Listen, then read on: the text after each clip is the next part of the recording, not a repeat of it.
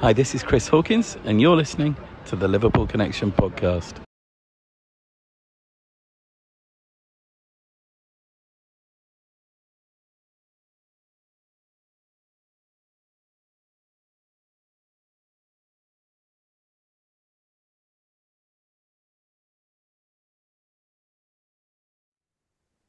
Hi, everyone, and welcome to another episode of the Liverpool Connection podcast. This is the Story Pod. I am Daz, and a quick shout out. Our new collab is with a really good t-shirt and merch. LFC, I'm wearing it right now. upthereds.co.uk, or if you're buying from the US, it's upthereds.us.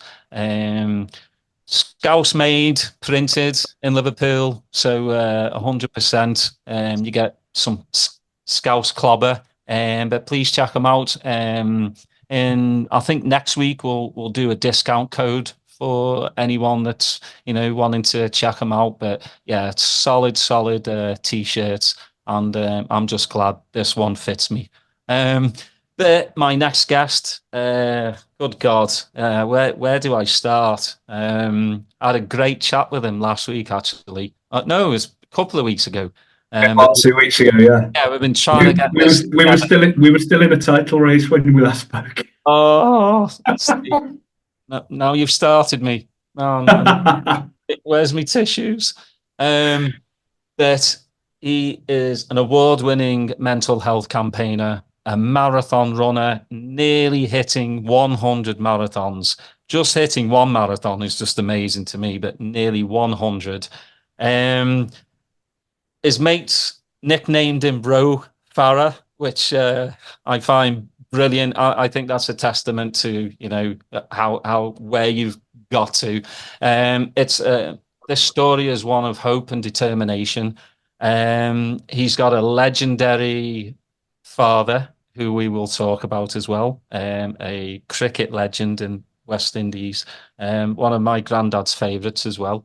But I'm so happy and proud to welcome Rohan Kallicharan to the pod. And, we're just going to get, what an intro for you there. Daz, honestly, I'd love to listen to this pod myself. But no, thank you so much for having me. And believe me, the pleasure and privilege is all mine. Really look forward to chatting about a lifetime supporting the Reds. Yeah, not so much. Well, we always support the Reds. It's not the best month, but you know what? Like you said, let's finish on a high. Let's win these next 3 games. But I want to delve back into your past. Obviously you're not a Scouser, so always my first question: why Liverpool? And we go from there. You'd have to ask my mum is the honest answer to that, because I was a cop out in the womb. Mum, when she was back in Guyana, officially on South American mainland, but always considered to be part of the West Indies and the Caribbean. When she was a kid, which was when we were in the old Division 2 under Shanks, she loved Liverpool. I suspect it was always something to do with the Beatles. I would guess, but she's never really said. But Mum supported Liverpool, and from the minute that I was old enough to breathe and see a football, to know what football was, that was my team, and there was nothing in the world that was ever going to change that. It was just kind of like totally embedded in me from that childhood. And I remember when I was about 5, talking of the cricketing connections. We were up in Wallasey with my dad. So my dad was a former captain of the West Indies, cricket wise. and he played for Warwickshire. Hence, I was born and brought up in Birmingham, surrounded by Villa fans, but we can forgive them. And ultimately, we were up at Wallasey for a testimonial game for the late great Bob Willis, and we're there. And, you know, the 5-year-old me's there, and I wasn't holding a cricket bat, although I loved cricket as well. I was kicking a football around. And then suddenly out of nowhere, Terry Mack, Emlyn Hughes, Phil Tomo, and a couple of other guys just turned up to watch this cricket match at Wallasey. And by the time that I left Wallasey that night to get in the car back to Birmingham, I had a signed football, signed shirt, and that, to all intents and purposes, kind of like sealed the deal that had already been signed, as I said, when I was in the womb anyway. Man, that's not bad to you know, a 5-year-old get a football just covered in Liverpool legends. You know? No, and I mean, sadly, it wasn't indelible ink, so they faded over the years. But no. I still own that ball, and I will own it till the day I die. Yeah, you're gonna go with that story, aren't you? You're like, seriously, they signed this. I know it doesn't look like. Yeah, it. Absolutely. Yeah, take it to the grave, mate. Take it to the grave. Definitely. So who was your footballing hero growing? Like, because I know for me it was Kevin Keegan at I'm 6 years old, but then he left after a year. So I think, you know, it was more of like he was the first player like I really took interest in, and he left, and he broke my heart, broke me down to tears. But then later on, it was John Barnes, because I'd never seen a footballer. Yeah, he did. So, I mean, for you, did you stick with your favourite, or was it a couple of players? I think there were a few over generations, and actually, if I look back, I don't know quite how it happened, but it typically tended to be the left side of the Liverpool midfield or attacking side of things. So a little bit, and if he's listening to this, Carl Kopak from the Anfield Rat Parish, he'll be very happy with me saying that one of my first heroes as a kid was the late great Ray Kennedy. You know, what a player he was, and again, one of my earliest memories of him was the goal in Munich. But you know, incredible player. And then absolutely loved Ronnie Whelan, who again, without being without really having a left foot to speak of, actually did play on the left side of that midfield for so long and with such distinction.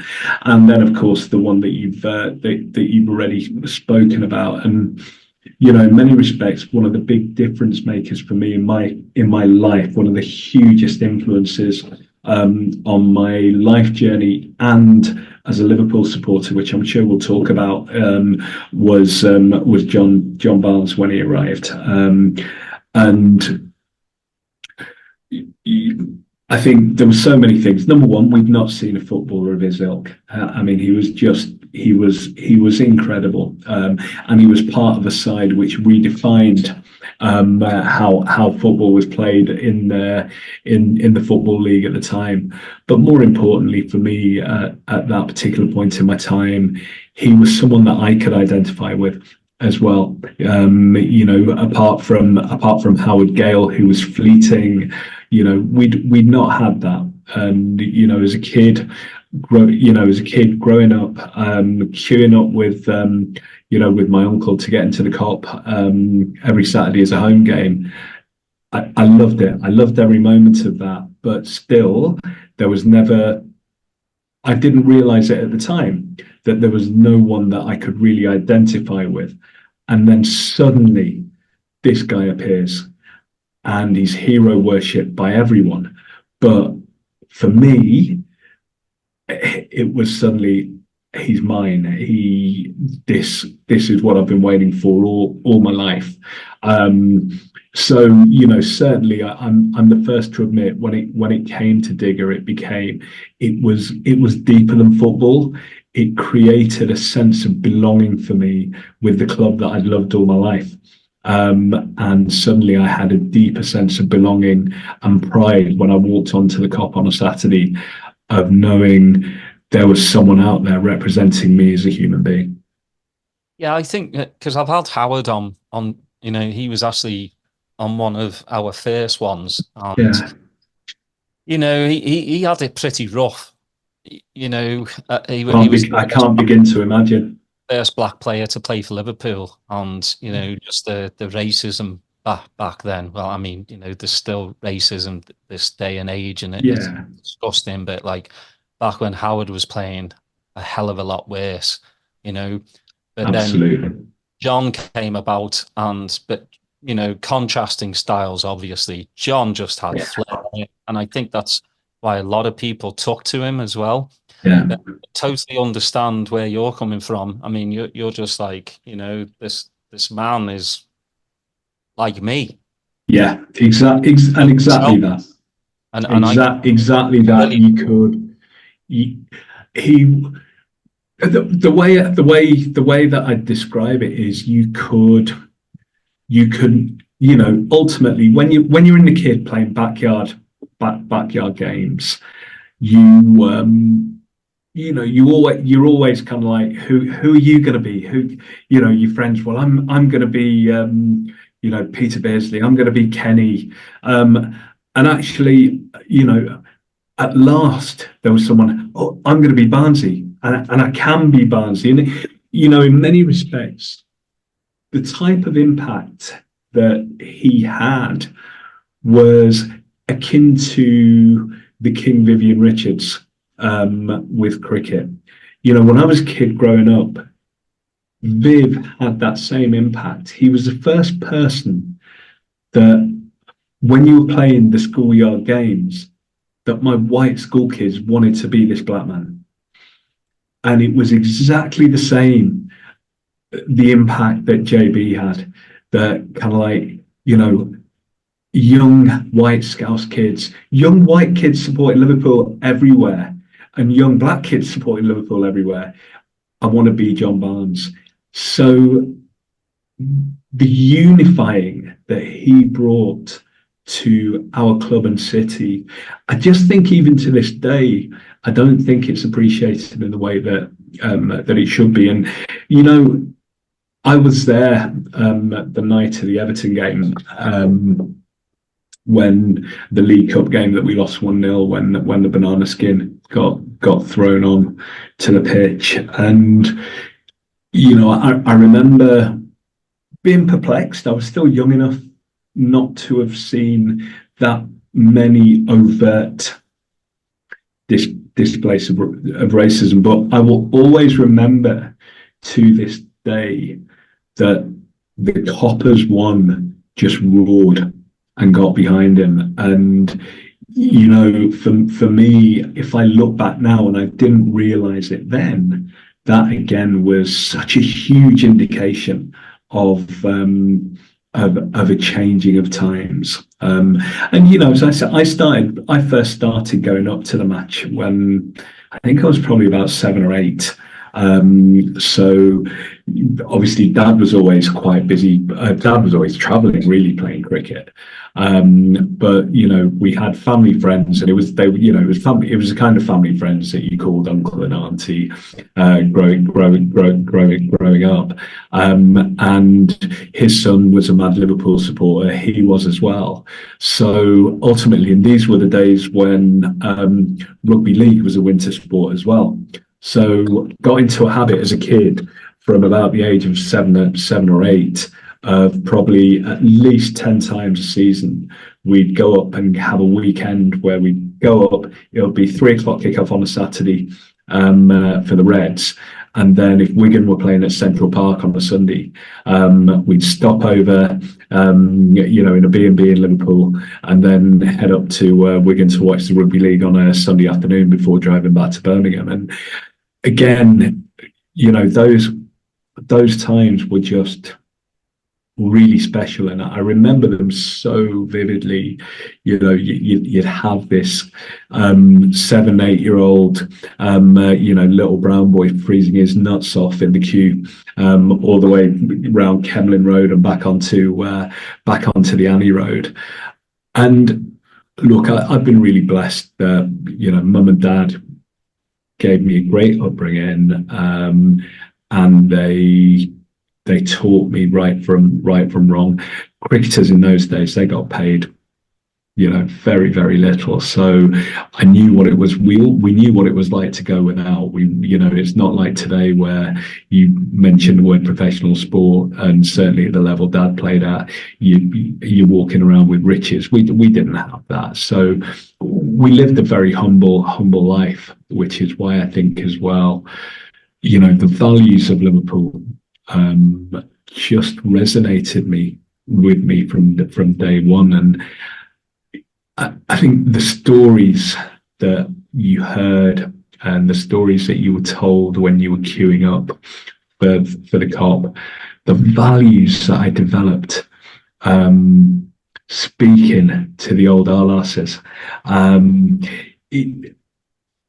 so grateful for that impact and influence of the city on my life, because ultimately the city has shaped the person that I am today, who is someone who I do care about social justice. I do care about doing right or wrong. I care about doing the right thing rather than the outcome. And those values were embedded in me, not just by my parents, but by spending hours queuing up on the Kemlyn Road to get into the Cop on a Saturday afternoon. And, for me, that's the biggest influence that the city could ever have had on me. Yeah, it's so funny. It just reminds me of so many gossip I heard in those queues growing up. I mean, 10 people in front of you, you'd know what's going on in the house. Yeah, absolutely. And someone behind you go, what's going on? You're like, not that. And it still happens. Everyone's on their mobile these days, but then it was just like everybody would just pass the word back. It's like, what's going on at Meg's house? Just there's a bit. But what it meant that people, for all the Mickey taking that came with it, people really cared about each other. And what I found was, they do joke about Liverpool, the fact that everybody does know each other, that it's the biggest village on the planet.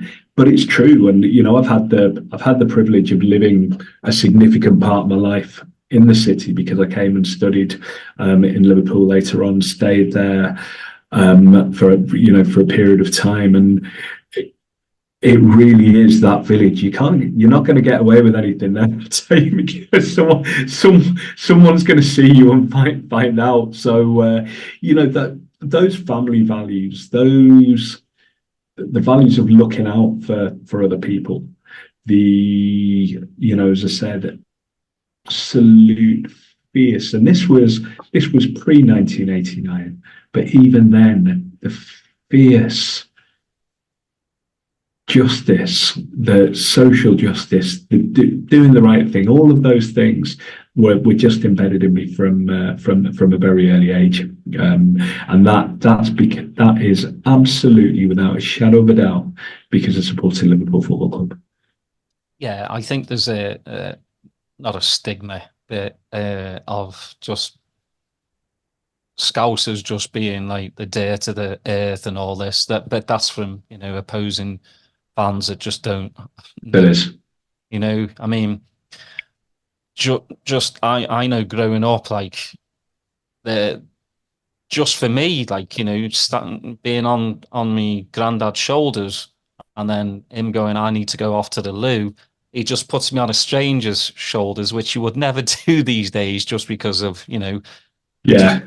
That's just you don't put kids on strangers' shoulders. But back then, there was I'll put him here and I'll come back and he'll still be here. But he'll be there.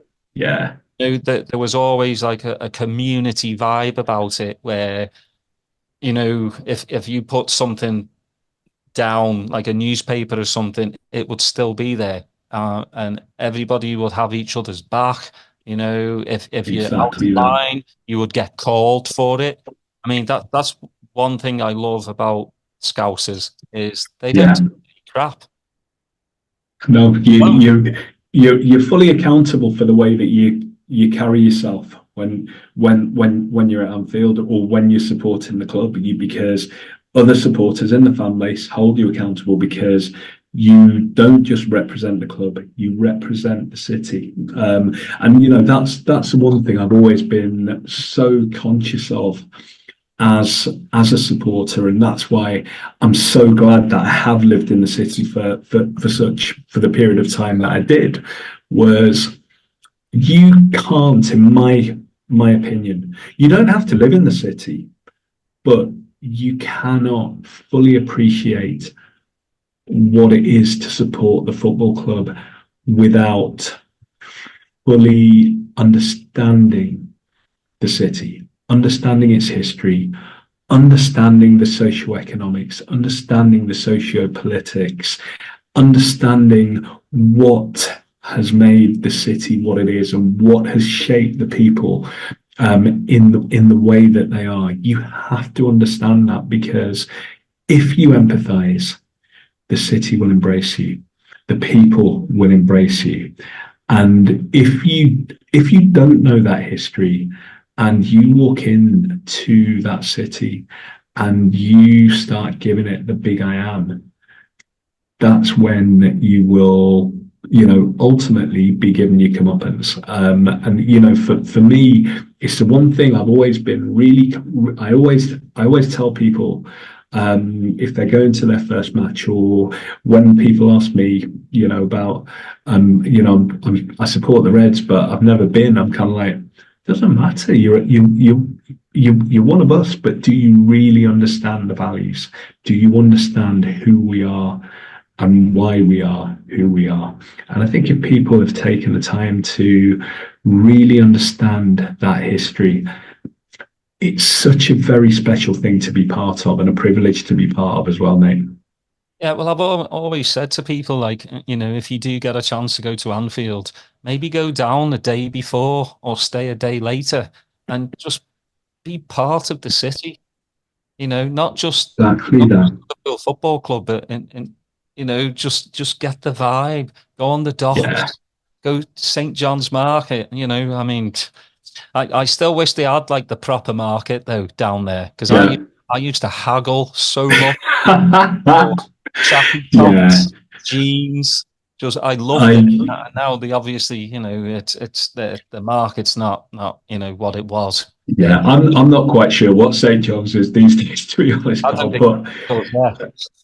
But I mean, in a way, it is interesting, because if I think of the city where I was born, Birmingham, and you know, I don't call it home, because actually, I do think, if I'm not thinking of London, which is where I live now, and I have lived for 10 years, and where I'm happily married with my wife, but you know, I still think of Liverpool as home, to all intents and purposes. But if I think of Birmingham now, when I go back, it's, if you take out the Bullring Shopping Centre, this, you know, the centre of the city is, it's just in disarray. And the one thing that, you know, people will talk about Liverpool, people will talk about Scousers, but actually, if you look at the city, there is so much to do, so much to see, so much to embrace. You know, yes, you know, Liverpool One has become a focal point from a retail perspective, but you know, you step out to Bold Street, Hardman Street, up to the Chinese Quarter, down to the docks, down to the Liver Building. You know, in every direction, there is a sense of history, or there's a sense of something new developing. It is a shame that ultimately, people have the perception of the city that they do, because actually they've no idea what they're missing out on. It's an incredible city for anyone to visit for a weekend, and I got really lucky actually. Recently on the it was a weekend when we played Brighton over the Easter period, that I had to be in Liverpool on Good Friday anyway, so my wife very graciously just said, why don't you just stay up there for the whole weekend and come back on Sunday night after the match. And it was just a joy. It was a joy, just to be able to walk around and breathe in the city is how I always describe it. Just walk around slowly. Obviously, I've always got memories of the places I hung out when I was at John Moores Uni as well.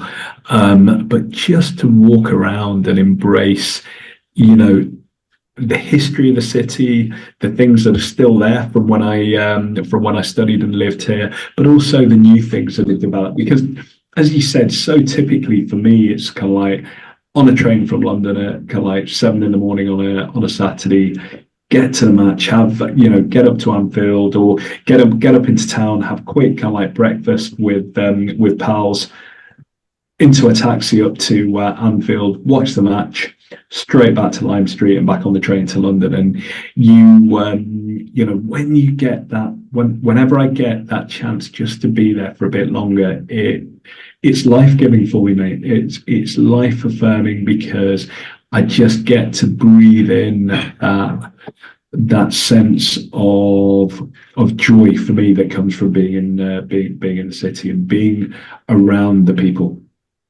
Yeah, well, you don't want to breathe in too much at to the bogs there, because no, it just depends where you are. Yeah, the Central Station bogs have stayed the same since I was a child. They absolutely reek. It's so weird when I back home in January, like when I went to the Newcastle game. It just hit me like a ton of bricks, because I came off from Formby, and good God, when you get off that train and just, oh my God, it's like, yeah, I'm home. Yeah, I must admit, I've not been to Central for quite some time, so I've managed to avoid it well. Not missed. So, like, your early years, did you start going to the match by yourself as a teenager? Yeah, so I was probably about 14 when when mum and dad were, well, mum in particular, really, she kind of like made the decisions where I was concerned, and she was perfectly happy by the time I got to that stage that I could get on a train from New Street to Lime Street, get in a taxi, know that I was going to be meeting people that she'd met a few times, and that they'd look after me, and then similarly again, come out and then jump straight back to Lime Street and back on the train. So I reckon I was about 14 when I was able to go on my own, which again was a totally different adventure, and you get to, again, it extended it from being educated in the queue for the cop to being educated on the train on the way there and back, because despite the fact that I am a raging introvert and quite happy being a miserable git a lot of the time, back in those days when I was on the train with Liverpool supporters, I just wanted to speak. I wanted to learn from everyone about their experiences of going to the match, how long they'd been going, who their favourite player was, what their memories were, especially from the older guys. It was kind of like, and I do say guys because there weren't that many women going to the game at that point in time, and I think that's one of the very positive changes we've seen in football in recent years. Although there's still a long way to go, but just again, sitting with those guys and just hearing the stories, hearing the stories about Saint Etienne, hearing the stories about Milan, all of those. It was just, and I did have hair on my head back then, but I've still got hair on the back of my neck, and ultimately it would just make the hair on the back of my neck stand up, and I'd be gutted if we then had a break of about 3 weeks before the next home match I could go to, because I just want the next chapter. Yeah, it was the same for me, like school holidays, we had 6 weeks in the summer, and they were excruciating for me. Yeah. Because I just wanted to, go the match like every single weekend, whether it was home or away. But I wanted to ask you, you said you're introvert, and when did you notice like your mental health? Yeah, great. You say problem or issues? Yeah, great question. I was in my late teens, and I'd always been a really, happy-go-lucky kid, and that's part of why, I suppose I was the public school version of a cheeky scally. But I was cheeky. I was cheeky. I was curious. I always had something to say for myself, but equally wanted to hear what others had to say as well. So I was happy-go-lucky, very bright and engaging. And then I got to final 2 years at school, sixth form, and it was very clear I was becoming much more withdrawn, quieter, angry, moody. Ultimately, I'd gone from being this happy kid to being Kevin and Perry rolled into one and multiplied by about three or four times. And the problem with that was all everyone saw was, he's just a teenager. He's just, he's being a teenager. Fine, don't worry about it. I knew it was more than that. I didn't know what it was, but I knew something wasn't right. The stuff that I used to love wasn't giving me the satisfaction anymore. Probably the one thing through everything, and we'll talk, I'll give you a quick potted history of the journey with mental illness. It will be quick and potted because it was a 15-year episode. But ultimately, the one thing that was a constant through that was the Reds, which we'll get to. But I did ask for help at the time. I asked a school teacher, and I asked our family GP, but both of them were kind of like, look, you don't worry, you're a young man, you're just going through growing up, your parents are going through a divorce, which they were, you got your A levels, don't worry, just get through this next year, go off to uni and you'll be fine and you'll forget about it. So I listened to them because, when people in authority tell you that, you kind of like, okay, fine, I believe them, and that's exactly what we're going to do. But it never got any better, and ultimately, when I did go off to uni, my behaviour just got totally erratic. I would go from being very sad to being very angry. I did.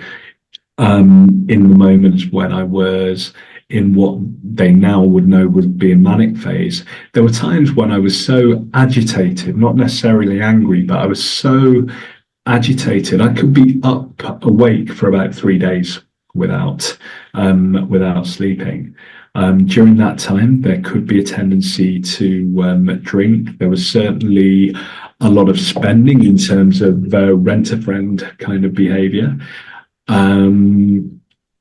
It was just constant excesses,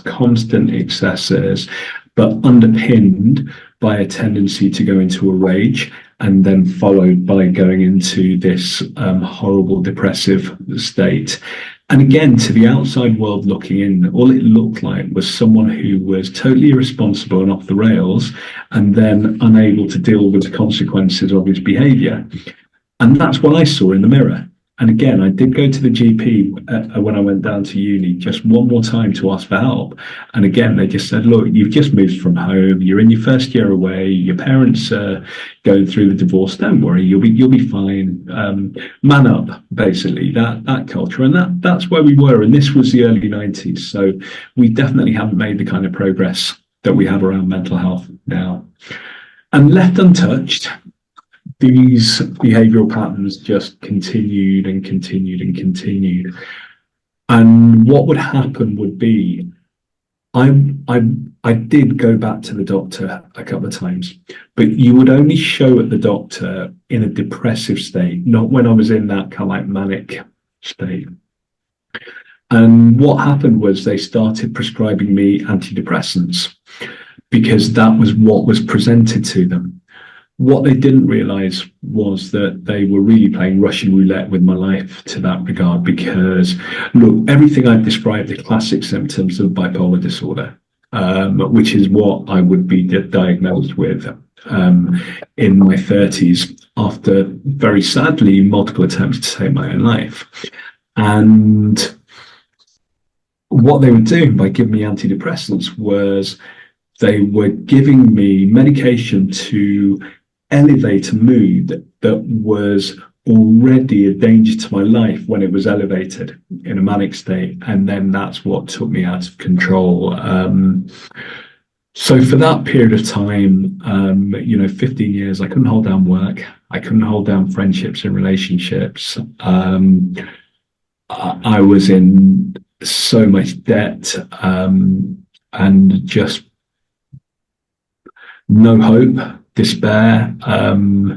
There was homelessness as well. I slept nights on Rodney Street up in Liverpool. I slept nights in Victoria Coach Station in London, and I was running from place to place, running from my own shadow, running from my demons, running from broken friendships, whatever it may be. And it was an inevitability that it would take my life, and I'm very grateful that it didn't. I'm one of the lucky ones, because actually I did make, again, a couple of cries for help, but I didn't get that help. To January 2007, it was no longer a cry for help. It was I can't do this anymore. I can't do another day of this. And by God's grace, I did wake up that next day, and I finally woke up to a doctor who was kind of like, right, stop. You aren't leaving this place without a responsible adult.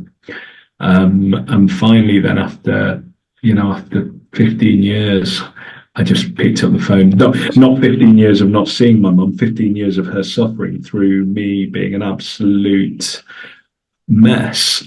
I picked up the phone to her and said, help. I don't know what help me, please. And those words helped me liberated. From there, I was very lucky through my mum's employee assistance program at work to get some initial therapy. I finally got the diagnosis, which was the most liberating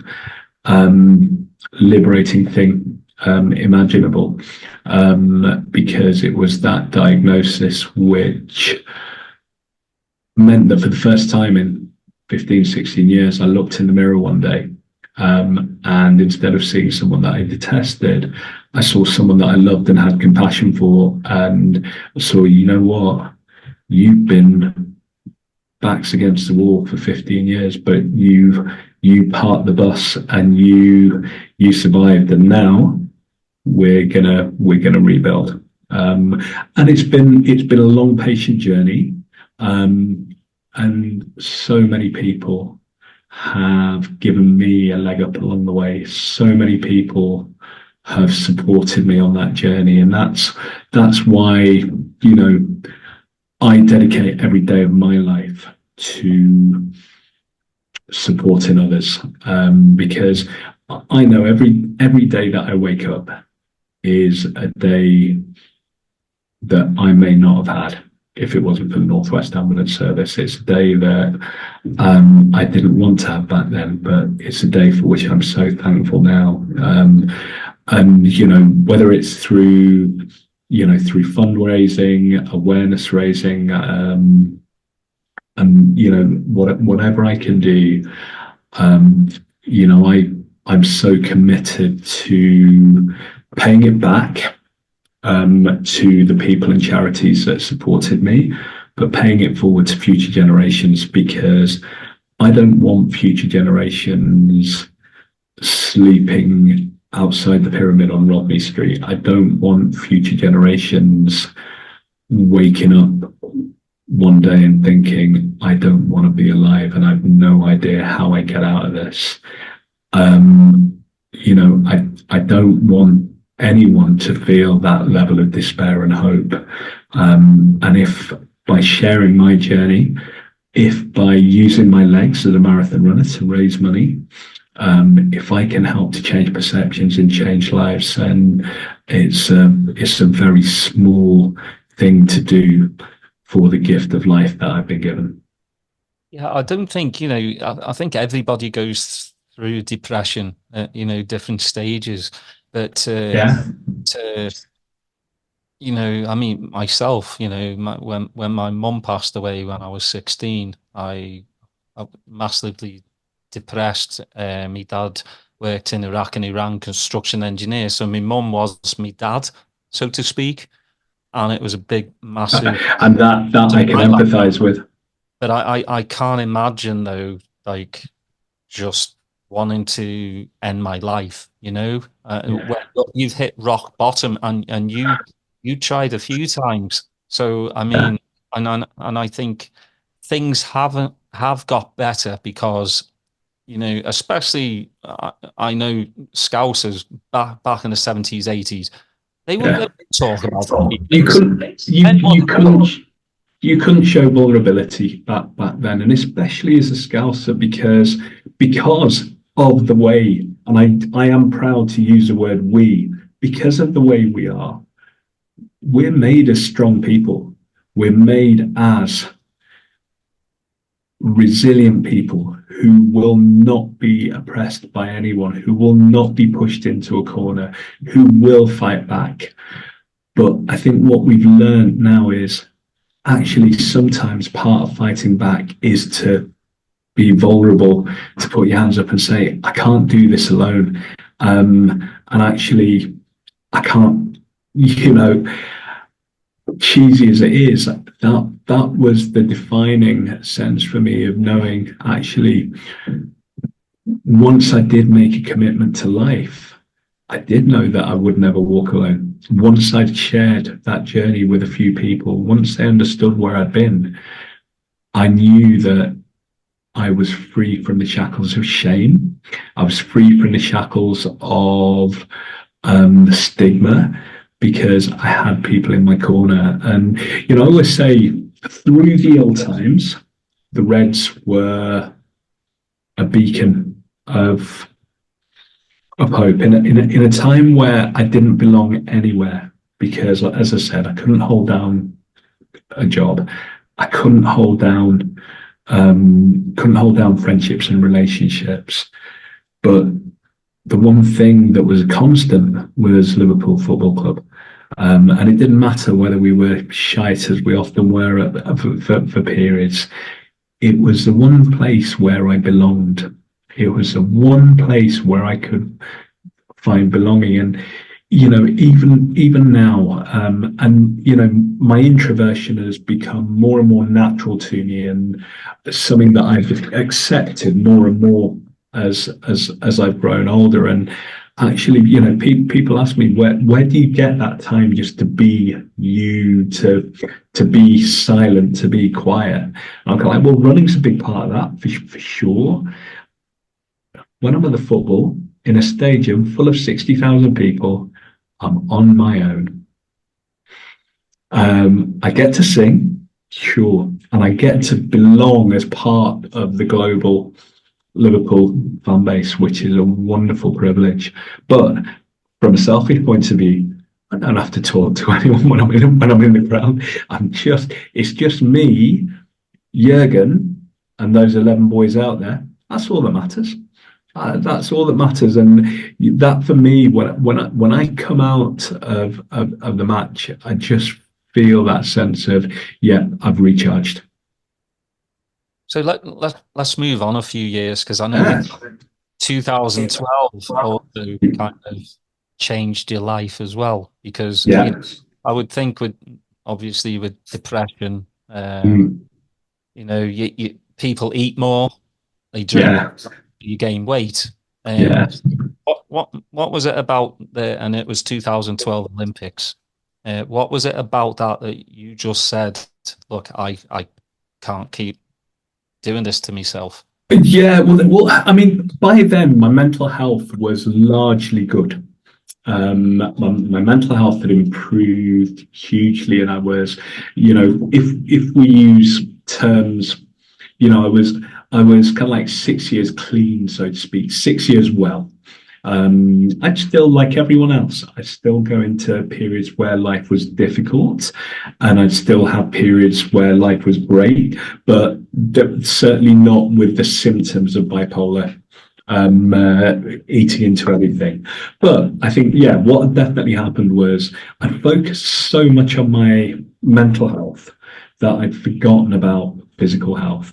I'd also got into, that I spent a lot of time sat at my desk, because ultimately, as I said, I'd not been able to hold down a job till I was in my 30s. So I was playing catch up. I was kind of like, how am I going to build a life? How am I going to build a career? So I spent a lot of time working. And then when I wasn't working, I spent the rest of the time in the pub with my colleagues. I'd probably therefore eat about 4 or 5 kebabs a night, not a night, a week, but a whole lifestyle which was not healthy and ultimately would have led to poor mental health again had it not been addressed. So obviously the Olympic Games was part of it. You've seen the photos of me looking not so much like Roe Farah, but probably Roe Farah cubed. Would be one way of describing it. But actually, it was about 6 months later we played Oldham away in a cup tie, which people will remember it.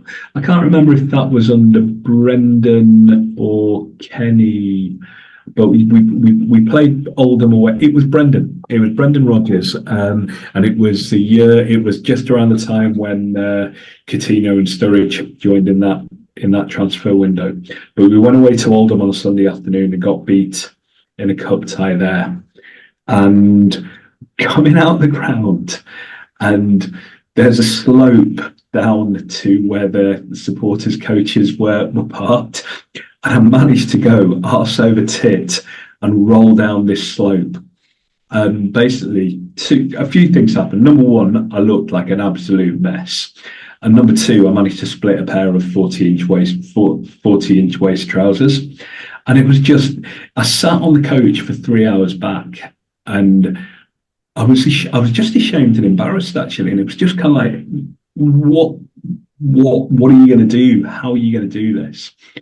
So, and I think fate intervened a little bit, because I was in work 2 days later, and the leaflets came through, from the local companies, and there was a 24-hour gym opening about 2 doors down from the office the following week. So I went in, signed up, and literally I started from that next day going up to that gym at about 5 o'clock every morning, because if I was going to die on the treadmill, I didn't want anyone to see me apart from the security camera. And I mean, look, it wasn't pretty. And I am sure at some point they probably went and repaired treadmills which had broken. We made very, let's say, snails-like progress, literally and metaphorically.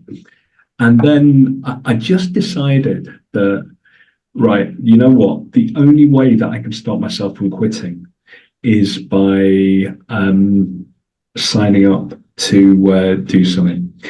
So I signed up, and I joined the gym as probably in February. and I signed up to do the Great Manchester Run, which was a 10K in the late May bank holiday. And I remember telling my mum, and she just looked at me and said, "Oh man, you're gonna die." And I think she probably honestly believed that as well. And I was also kind of like, "Oh no, what am I doing?" But I knew that the minute that one person donated even a pound, that there was going to be no stopping me. Whether I walked it, crawled it, I was going to do it. And when that first pound came in, that was it. And it was an opportunity for me to raise some money for Mind, and lose a bit of weight. That was the way I saw the beginning of that journey. We finished the 10K, and so many of before the I've created a lot of friendships through the Anfield Rock community over the years, and I'm so grateful for them for reconnecting me with the city, not just from a football point of view, but culturally. At a time when I'd moved down to London by then, but at this point I was still in Birmingham, and the guys that I used to go up on the supporters coach with, I got so much sponsorship and so much encouragement and a fair amount of banter as well. Kind of like, "Oh, how many pairs of shorts are you going to split running your 10K?" kind of thing. And we got round. It was brilliant, and I ate for days afterwards, but I had the bug. There, I entered a half marathon later in the year. And once I'd done that half marathon, there was only one final frontier ahead. And I rang up the Mind events team and said, "Can I apply for a place in the marathon next year, 2014?" And they were kind of like, "Yeah, of course you can." And by this stage, I had lost weight and I was getting much better as a runner. But in fairness, I told my mum, "Oh, I'm doing the marathon," and her response very predictably was, "Oh no, you're going to die." I'm glad to say, Mum, if you ever listen to this, we are 96 marathons later, and I'm still going stronger than ever. And I mean I'll always. The first marathon was a very, very special and emotional day because it was a London Marathon 2014. So it was on the 13th of April. And if you look closely on my vest, if anyone ever sees the pictures, and I'll share them on social media, you'll see that I had a special design where I had the Mind logo, but I'd had the 96 as it was at that time sewn into my vest. And it was a day of the 3-2. We go again against City as well. And I think, to all intent, Liverpool are weaved into so many incredible moments of my life, and that's one of them. I remember running Paris Marathon and getting back to a pub just outside Paris in time to watch Mo score that screamer against Chelsea in the 18-19 season. Walking into a Liverpool supporters bar in Chicago, having run the Chicago Marathon just in time to watch Riyad Mahrez send a penalty up over the Anfield Road. Every memory is somehow weaved in to the Reds. And Liverpool as a city and a football club are the biggest single reference point in my life. If you ask me to remember where I was, what I was doing, who I was with, I will probably be able to tell you, well, actually, I'm not sure, but I do know that the Reds played these lot and won 2-0. Kenny scored, Rushy scored. Oh yeah, that means I was with him there. Yeah. And those are my reference points for example, I remember Warwickshire getting hammered out of sight by Surrey in and that West final in 1982 in the cricket. I can't remember anything about the cricket, but I do remember the fact that my uncle came and found me and said, if you want to leave here, we can go up to Arsenal and watch the Reds. And it was a game 2-0 where Kenny scored a famous curler where he's taken it, stuck his arse out, and turned onto his left foot and banged it past Pat Jennings into the top corner. And those are the reference points. So many reference points around the Reds. Yeah, they just seem to follow everyone's lives. I'm saying, to help my memory, I have to go back to who we played, what year, and I'll be able to start stuff. Exactly that. I'm just amazed at 96 marathons and it's I've done one half marathon, and I did that I think about 7-8 years ago, and I was so proud. That's still more than most, and it's something you should be proud of. Look, I've been really, I'm blessed that God's given me that talent and the physical resilience to do it. I started running to transform the lives of others by raising some money and so on, and it gave me a great platform to be a campaigner for Mind. I'm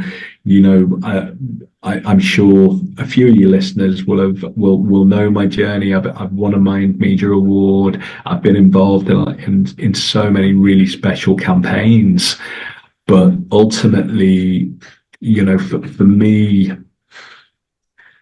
I set out to change other lives, but the life that was transformed beyond all others was my own. And marathon running's given me a sense of, a sense of achievement, but more than anything, it's given me a toolkit to be able to really deal with so many challenges that life throws at you, to come up with solutions on the go, to never not to quit when it feels too difficult to go on.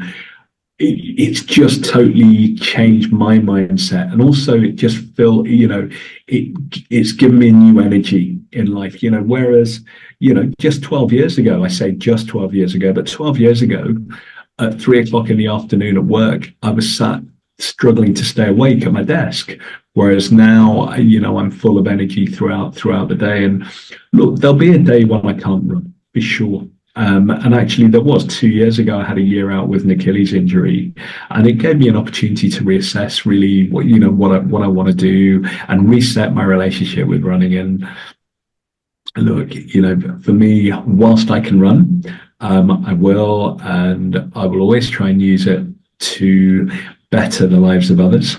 So I'll always use it for fundraising, but I also know that selfishly it's a great tool for my well-being as well. And the bedrock of everything that I do, apart from my faith, which I always openly reference, is my wife, because she has the patience of a saint, to be a widow not only to the Reds but to marathon running, but know that I will still do everything in my power to spend time with her. I adore her deeply, and there's not a day when I don't thank her for giving me the freedom to do the things which allow me to be a better person.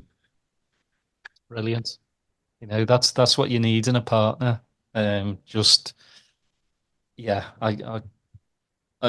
just love your enthusiasm for life. I love talking to you. It just even though you've had one hell of a journey, you are where you are now because you've been brave. You did finally get help because, again, a lot of people will go to the doctor and get told, there's really nothing wrong with you, when inside there is. So, if anyone's listening, when this goes out, anyone's listening, don't take no for an answer. Yeah. Keep going. till you get the right answer. Never give up. Never give up. And look, if it's related to mental health, the world is a different place now. Guys and girls, your friends will listen. They won't judge you. And strength is found in being vulnerable. Your biggest strength will be, the biggest weight off your shoulder will be just turning around to a mate and saying, I'm not okay. And they mightn't be able to fix you. You mightn't be able to fix you. And it will take time. It's a journey.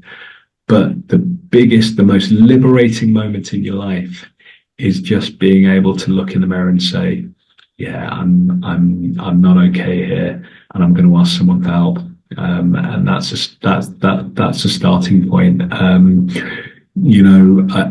look at the great people, and not wanting to reference Liverpool Football Club, but if I think about vulnerability, Jurgen Klopp comes to mind constantly, because he's always spoken about the fact that he can only do what he does through those around him. And I mean, again, he's professed his faith as well, but he finds strength in those people around him, and he finds strength in his weaknesses as well. I think that's why he's been such a remarkable leader of our football club. And in many respects, we've spoken about so many other things. I think we could probably speak for hours on end about that, but I think that's why he's fit our club like a glove, because he has empowered us to be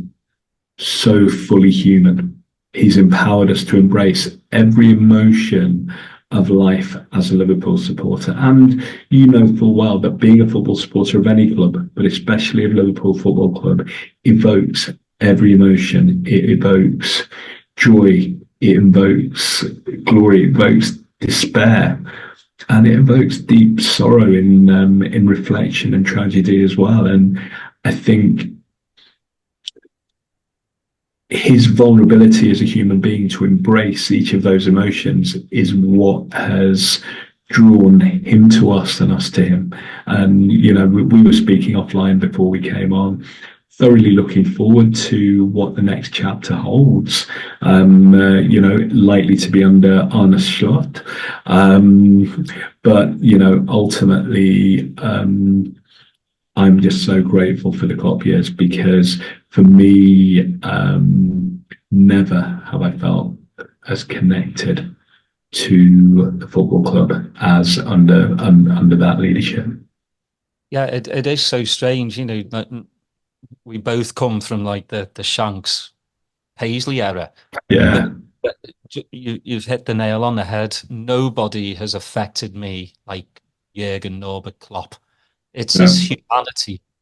And I don't think opposing football fans really understand what Klopp not only done for the football team, but for the people and for the city. And just his mannerisms, just the way he talks like me and you, not like he's up exactly that. Talks like, and he's straight faced. He won't talk away from you. It's straight in your eyes, and I think that's what I'm going to miss the most, is just and his his wit is just undeniable. I love it, especially with journos, because journos seem to want to twist everything, so he puts them in their place.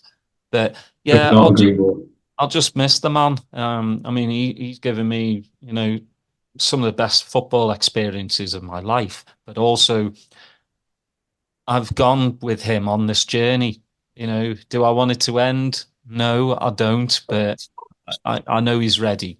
And and he looked to me in that stadium on Saturday, and I couldn't believe the criticism people were throwing at him, because that almost nervous smile after we went 2 goals down in the derby last week. I was kind of like, I get it. That smile's just protecting almost from the anger and despair. It's not. It's kind of like, what more can I do? I've given it absolutely everything, every sinew, and again, I'm in my professional life, I'm an HR director, and the one thing I know I have to role model for the people within the organization I work for is that level of commitment, that level of desire, that level of empathy. Because then I can afford to get things wrong because they know mistakes are honest. And ultimately, Jurgen, it's exactly that. We will forgive him a multitude of sins because we know he gets it.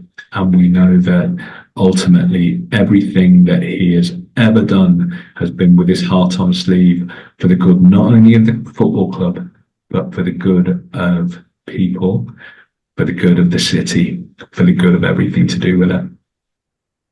I think we'll just leave it there, Rohan. That's a brilliant ending to just fizzle out. It's been my honor to have you on, mate. And I know we chatted like for an hour beforehand a couple of weeks ago, but it's my pleasure to listen to your journey, and like I said at the beginning, giving hope and determination. And again, if one person listens to this podcast and is having a mental health crisis, to listen to you, know that it's okay to be depressed. It's okay to tell someone, Really is. because It we are really is. living in 2024.